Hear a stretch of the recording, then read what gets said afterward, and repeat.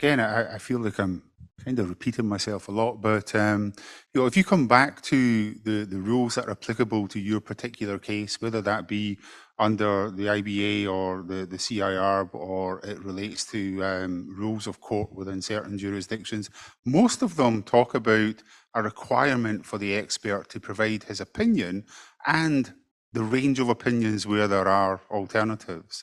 Similarly, that they consider all of the materials before them. And again, this goes back to being independent. It talks to a lack of bias. You may have a preferred opinion, but you need to be able to explain why that is your preferred opinion.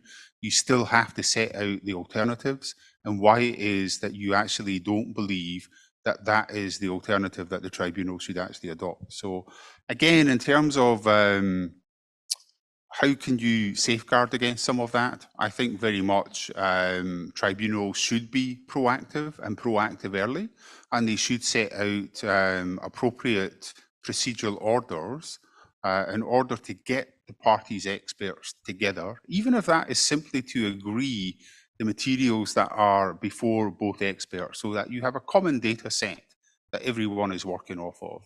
That you don't end up with two analyses going in and suddenly you realize there's a bunch of information that you have never ever have access to previously.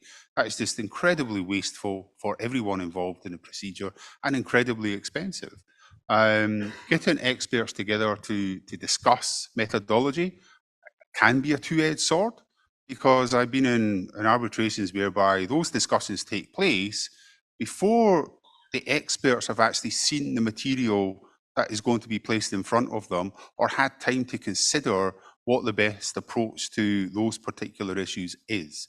You can do it too early. If you can get the experts to form an initial view, whether that is through the initial exchange of reports or otherwise, that would be my preference, because at least you're locking down a position with your opposite number that you can at least then explore and discuss. Those types of interventions and directions by the tribunal can greatly streamline and assist the experts and the procedure. Thank you.